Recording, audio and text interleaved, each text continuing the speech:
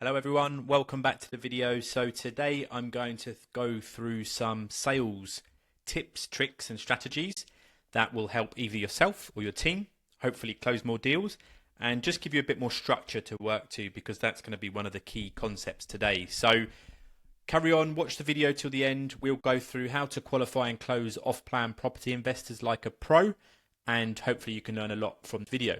So for those that don't know, my name's Nick. I've been in the property industry for over a decade, founded 2 off-plan real estate agencies in the UK and Dubai, and generated nearly £5 million in commission.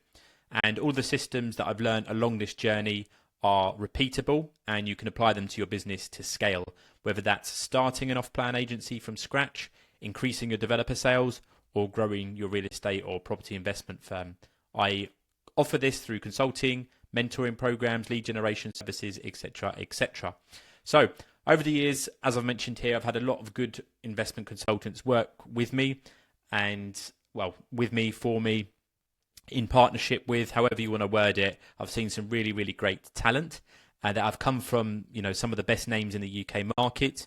I've also had a really good opportunity to speak and understand what, CEOs, the likes of the Dubai market, are doing in terms of their sales process, because I've worked with a few of them on the marketing side of things. So yeah, really good exposure, and I'm going to teach a few of the key concepts today.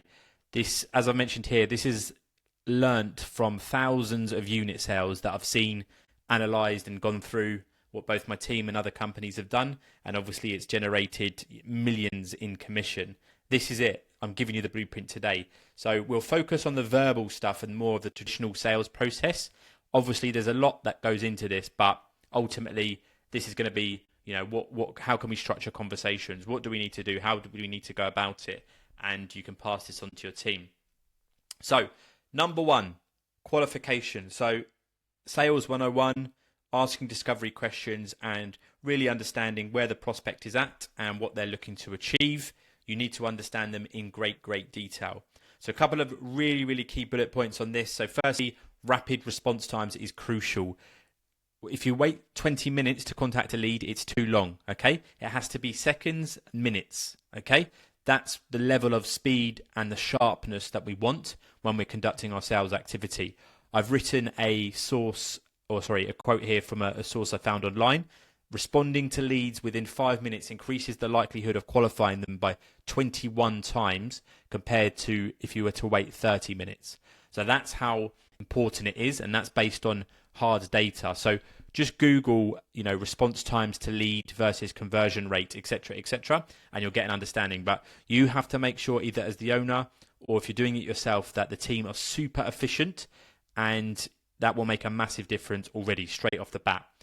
When they do get through to the prospect, set the frame and roll into questions. So you need a short, sharp, confident introduction, and then you need to roll into a mature conversational phone manner, which is going to encourage the prospect to open up. So strong introduction, who you are, where you're calling from, what's the reason for the call, test their memory to see if it's the right person, and then roll into a conversational opener. So you want to be calm and confident. Something like, "Oh, hi, Mr. Investor. It's Nick here calling from ABC Agency. I hope you're doing well. It's just a quick call. You made an inquiry with us recently regarding a property development in Manchester, the one offering up to an 8% return. Do you remember that one?" Yes. Okay, perfect. So what I'm going to do is send you the information via email so you can have a good look through when you get 2 minutes. In the meantime, I just wanted to understand what you might be looking for so I can suggest some alternative options as well. So at this stage, what is it that you might be looking for in the marketplace? Bang. And then you're in. So you're confident, assured, you put a false time constraint on there so they think it's going to be quick. You tell them you've emailed the information, so they're not going to tell you, "Oh, just send me the information," because you've already confirmed that you're going to do that. And then you're rolling into a nice open question there. That leads me on to my next point. Why and what are great opening questions? So what is it that got your attention from the advert? What made you submit the inquiry, etc., etc. So the idea is big open questions, get them speaking. You should be doing most of the listening. They should be doing most of the talking. However, you should be guiding the structured conversation. So what is it that you're looking for when they speak? So it's the fundamentals. So what's their motivation? What's their experience? What stage are they at currently? What's their current sentiment to the marketplace? Like, are they confident? Are they bullish? Are they concerned? Etc., etc. What locations they're looking at, what timeframes they're working towards, what's their financial capability. In other words, you're testing their motivation and their practical ability to proceed with an investment. But there's some of the core fundamentals that I would look for in that initial conversation. Evidence-based approach, this is crucial. What you want to do is move away from you being the source of the information, and you want to quote industry experts, data, and intelligence, and basically back up your concepts and your ideas to the investor with key informational. So you want to make it like a key information, So you want to make it like a conversation, but when you give your points, or when you're ultimately pitching your projects, or telling them about something like a particular location, you've got to back it up with credible intelligence. So in the UK, that might be information from HomeTrack, market residential forecasts from Savills, quoting data from propertydata.co.uk, looking at Zoopla, Rightmove, etc., because what you're doing then is you're appearing, one, knowledgeable, two, you're making your company look good because you're giving and adding value, and three, it's not just some sales guy on the phone to them. It's based on credible companies that have been around for hundreds of years. So evidence and data-driven approach to your sales conversation, value adding, incredibly important. Just a couple of examples. If you're in the Dubai market, same again, Knight Frank, Property Monitor is a good one, and DXB Interact is another good one as well. The good thing about the Dubai market is it's very transparent, so you've got more data to work with. So keep that in mind, guys. And then just lastly, finish strong. So encourage objections. Based on what I told you today, Mr. Investor, how does that sound? Was there anything that you wanted me to clarify in further detail? Get it out of them. Get them speaking. Get them to genuinely open up.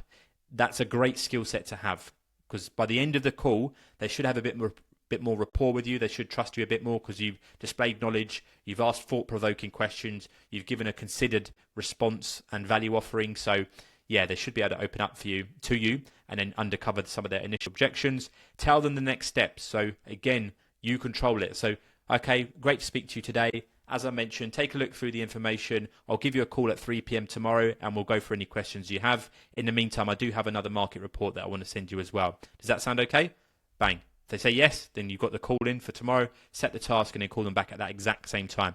But it's really important to finish the call with clear next steps and commitment from the investor. Oh, I can't do tomorrow at 1 p.m. Okay, let's do Thursday. Do you prefer 1 p.m. or 3 p.m.?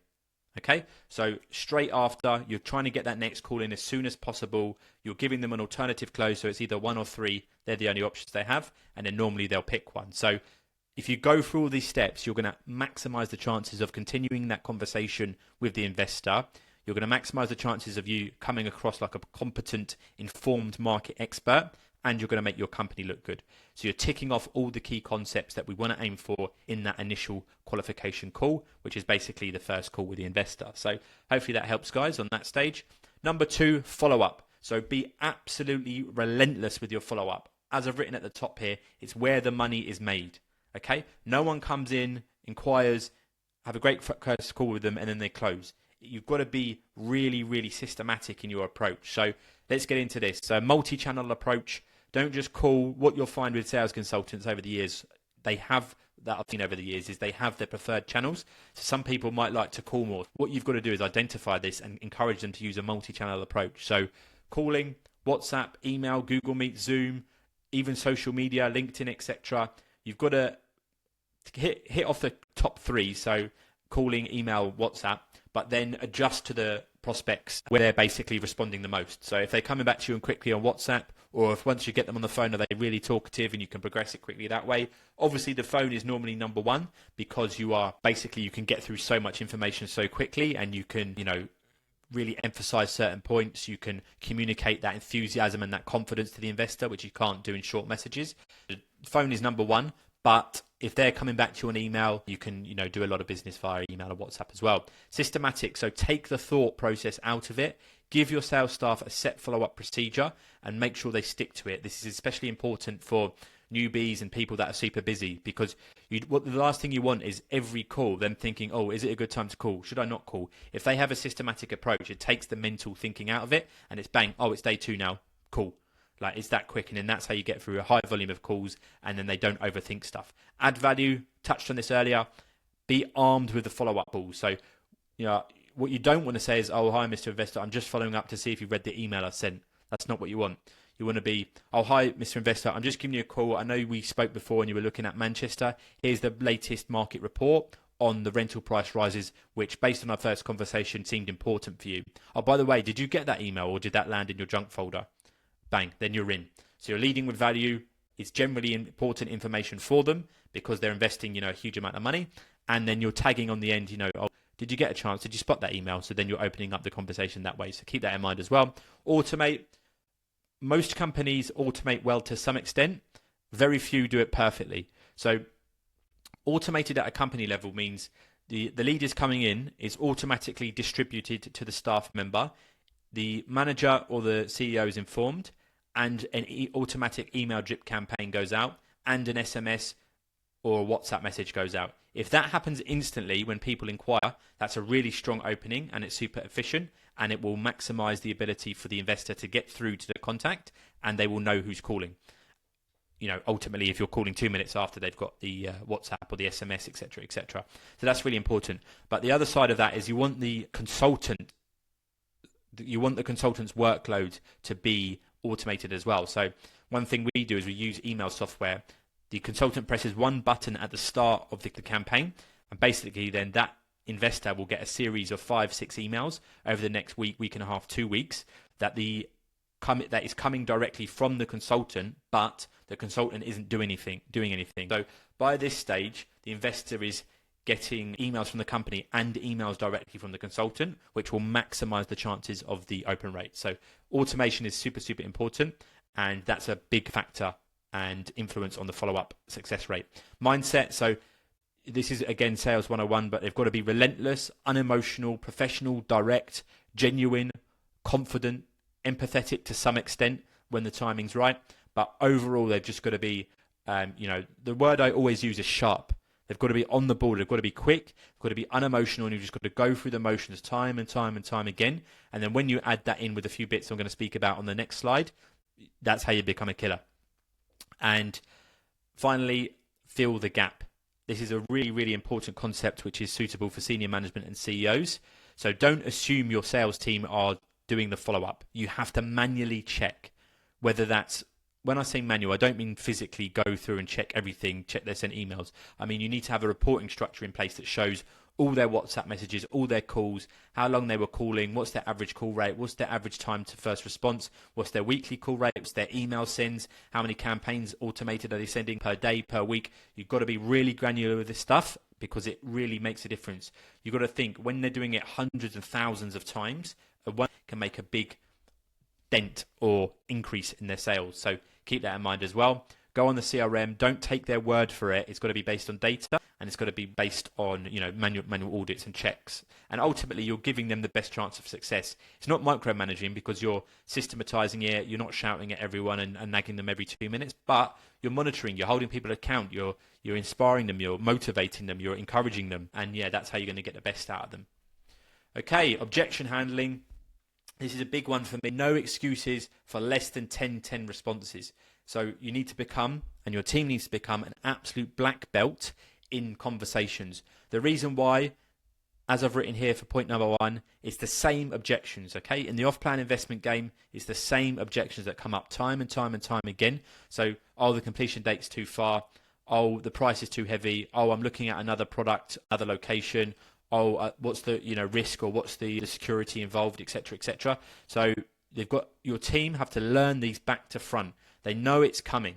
So you've got to be prepared, and you've got to go through the due diligence process and understand the specific product questions that are going to come up when you launch a development, okay? So your team have to be absolute experts, and they have to really be able to respond instantly, okay, when they are asked these questions, because there's no excuses. We know it's going to come from the investor. So if you're not prepared, that's an issue. That's due to lack of hard work and work ethic, okay? So make sure that they're prepared and they understand what objections are going to come. Low-level objections. Now, these are ones I rephrase to as even more common. So, oh, I need to think about it. I'll leave that with me. I'll have a look. Oh, email me the information. Oh, I need to speak to my wife, okay? So, again, it's about arming your team with the responses to these. Normally, these are not real objections, okay? Normally, there's an underlying issue and they just can't be bothered to tell you. They don't want longer. They don't trust you. they are too shy or too polite, etc., etc. So normally if people give a generic objection, there's normally an underlying issue, and it's, to be honest, it's normally either financial or they're just not sold on the value of your opportunity, i.e. they don't think it's a good enough investment, location, product, whatever it is. Okay, so you've got to try and draw that out of them. I need to think about it. Oh, look, Mr. Investor, I completely understand that. I'll give you, ample time to go through it, and we can catch up later in the week. Just in principle, though, overall, if the price was right for you, is this the type of thing that you're looking for, or is there anything that stands out to you? Okay, and then you're just reframing it. You're wording it in a different way. So hopefully they'll say, yeah, ultimately I do like it in principle, but I'm just not quite sure on the sizes of the 2 beds in there. Okay, and then bang. There's your objection. So they don't think it's big enough. It might affect the rental values. They might not like it themselves if they were going to live there, etc., etc. So just getting them to open up is just how you frame it. Okay. So if someone says I need to think about it, the worst thing the consultant can say is, okay, that's perfect. I'll give you 2 days to think about it and I'll call you back. Okay. Bang. Deal's gone. The chances of coming back after that are minimal. So you've got to handle the objections then on the spot, and then handle it from there and ring fence it basically. And the way you get all this success is through role play, through practice, through training, through rehearsals, through sales meetings twice a day. You've got to be on the ball, guys. The sales team, you should be able to call them anytime and go, bang, give me the response to this objection, and it should be flawless. Okay, I'm not exaggerating. It should be flawless because we know that they're coming. So ensure the team are practicing frequently, they're razor sharp in their response. And the reason why it's so important is because, again, basic sales concepts is that certainty and enthusiasm sells. Okay, it's transferred over the phone. So if the team are speaking with absolute confidence, solid eye contact, zero stuttering, the right pace, the right tone, and they're transferring that certainty and enthusiasm to the investor on the end of the phone, that's going to make a significant difference to that person's closing rate. I can absolutely guarantee it now. So the sales team have to be well versed in that and well trained in that. They're not expected to know that level of detail straight off the bat. It's the managers and the leaders' responsibility to bring that out of the sales team and make sure they're super sharp. So keep that in mind, because the minute they hesitate, or if it's at a crucial stage and it's just that the investor can sense that they don't quite believe in it, or they're not quite sure on the security, or they don't know the competing developments, then that's what's going to cause them to hesitate, think more, and then the time will kill the deal. So keep that in mind, guys. And then number 4, closing. So as I've said at the top here, it's a natural part of the process. So you should have a process dialed in for your sales team. So for example, in our case, we'll have a qualification call, information gets sent out, follow-up call, handle objections, unit recommendations / proposal sent out, final points and questions, discussions, and then a closing email asking for the res fee done. Okay, so it should be 1, 2, 3, 4, and then the sales guys should always know where they're at in that process and how can they drag the deal along to get to the next stage. So make sure you have your process in place, and then when you do get to the final stage, it should be a natural part of the process. Okay, soft closing is a great technique to use and to test the temperature, or the buying pressure, the buying temperature, I suppose, of the prospect throughout the process. So you send them out a unit recommendation. Okay, so what's your initial thoughts on this unit? Does that sound like the type of one that you're looking for? How do you feel about those financial numbers, by the way? Based on our first conversation, that was getting around the yield mark or the ROI that you were hoping for. Is that right? Okay, so soft close and soft test them throughout the process to again try and draw out objections and try and see where they're at basically in terms of their confidence and their general sentiment towards the investment proposition. Urgency. Touched on this a second ago. Time kills deals. You've got to do urgency in a clever way now, because everyone knows if people say, "Oh, it's selling like hotcakes," it drives me crazy. It's cliche. It's low level sales ability. When you do urgency, or trying to put urgency on the prospect, in other words, getting them to commit and take the leap. Because look, if it's a good product, if it's a quality investment, if you know it's going to make the money and it's safe, you have to be confident in putting urgency on them, because very few people are just going to dump hundreds of thousands of pounds or dollars into an investment without being nudged along and being encouraged and supported through that process. So it's natural. The team shouldn't be afraid to put urgency on people if it's a good, sound investment. So they can put pressure on, but they've got to do it in the right way. And that might be via, look, if we can get you this, are you happy to move forward on this today? Oh, look, by the way, before you're home, to lock in this unit, I can send you the payment link over. Do you think you can complete that before you leave the office? Okay. oh, we've got a new launch coming up next week. What I can probably do is get a better price secured on this. If I was to go to the developer and we could knock off a few thousand, do you think that would make you move forward today? Etc. etc. Just so you're going in with a story, you're putting urgency on them. It's got to be genuine, guys. Don't lie. Don't give it the old, oh, there's one unit left when there's hundreds. And so keep that in mind, but have a think about how your team can apply urgency and make sure they're doing it consistently in their conversations. Closing questions. When the time is right, ask a very specific, direct question and then be quiet.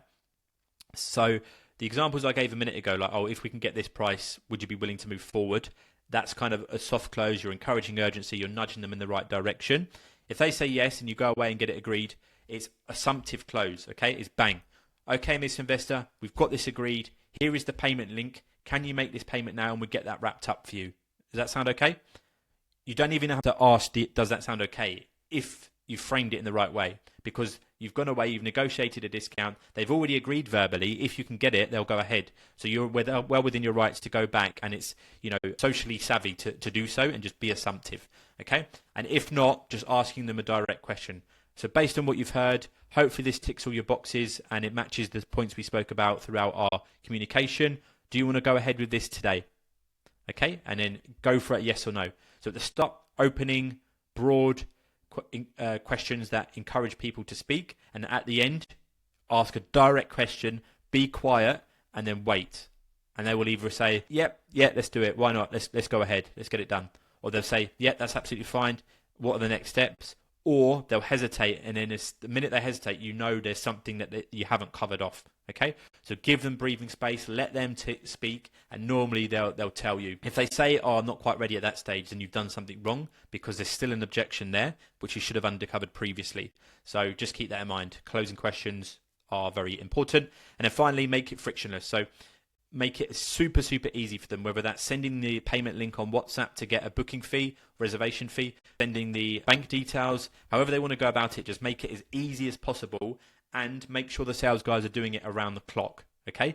This is a 24-hour game.